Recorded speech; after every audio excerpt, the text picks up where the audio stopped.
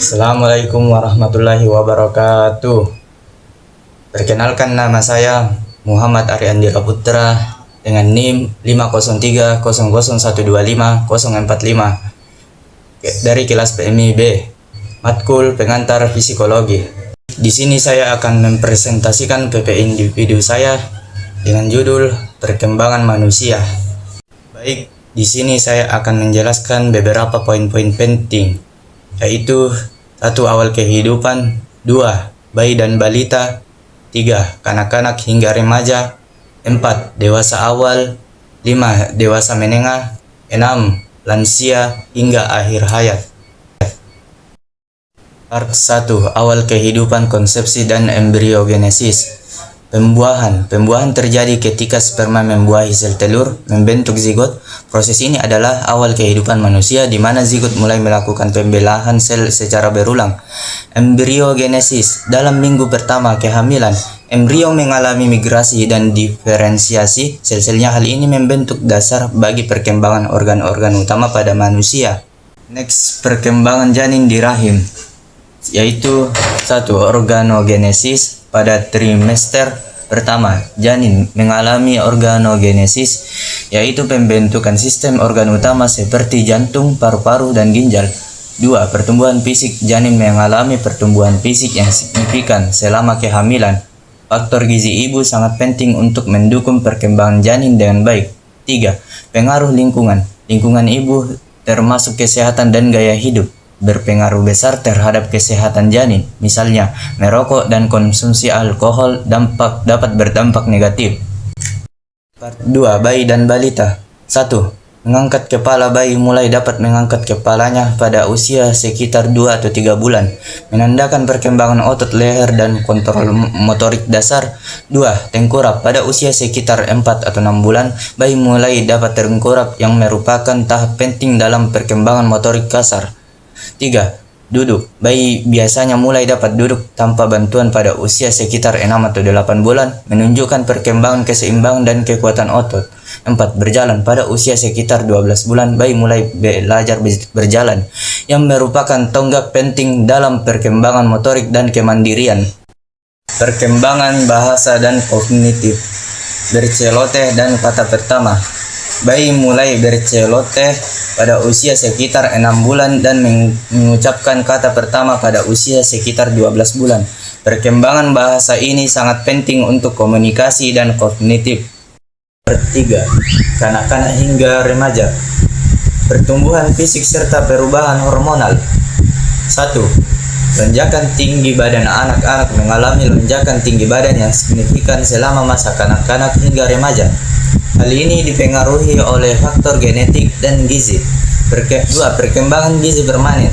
Gigi permanen mulai tumbuh pada usia sekitar 6 tahun, menggantikan gigi susu. Perawatan gigi sangat penting untuk kesehatan mulut. 3.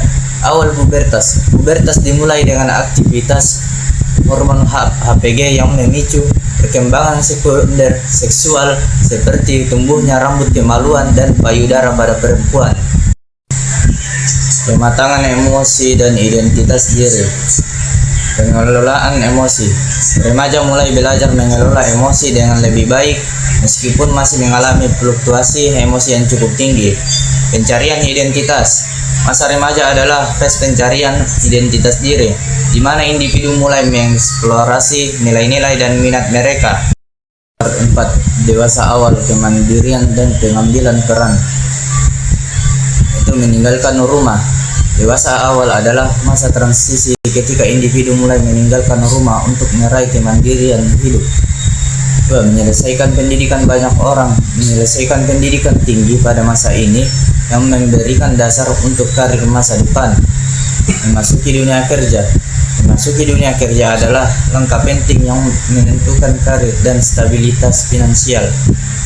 Hubungan romantis. Masa dewasa awal juga ditandai dengan pembentukan hubungan romantis yang lebih serius.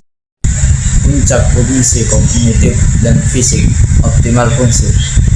Pada usia 20 atau sekitar 35 tahun, fungsi kognitif dan fisik mencapai puncaknya. Kecepatan pemrosesan informasi dan kekuatan otot berada pada level tertinggi. 5. Dewasa menengah, tantangan karir dan tanggung jawab sosial. Promosi jabatan. Dewasa menengah sering mengalami promosi jabatan yang membawa tantangan baru dalam karir. Tanggung jawab keluarga. Masa ini juga ditandai dengan tanggung jawab sosial yang besar seperti mengasuh anak dan merawat orang tua. Perubahan fisiologis awal penuaan. Penurunan massa otot pada dewasa menengah. Massa otot mulai menurun yang dapat mempengaruhi kekuatan dan mobilitas. Risiko kronis. Masa ini juga ditandai dengan munculnya risiko penyakit kronis seperti diabetes dan hipertensi. Kepadatan tulang. Kepadatan tulang juga mengalami penurunan, meningkatkan risiko osteoporosis. 6. Lansia hingga akhir hayat. Adaptasi terhadap penuaan fisik. Latihan keseimbangan. Lansia perlu melakukan latihan keseimbangan untuk mencegah risiko jatuh dan menjaga mobilitas. Manajemen kronis. Pengelolaan penyakit kronis dengan baik dapat meningkatkan kualitas hidup lansia. Modifikasi nutrisi. Modifikasi nutrisi sangat penting untuk mendukung kesehatan lansia, terutama dalam mengelola penyakit kronis. Teknologi asistif. Pemanfaatan teknologi asistif seperti alat bantu jalan dapat membantu lansia tetap mandiri. Kesejahteraan psikososial dan refleksi hidup. Dukungan sosial dari keluarga dan teman sangat penting untuk kesejahteraan psikososial lansia. Refleksi hidup. Masa ini adalah kesempatan untuk merefleksikan hidup dan mencari makna yang lebih dalam. Baik, mungkin sampai situ saja, sekiranya kurang dan lebihnya mohon dimaafkan.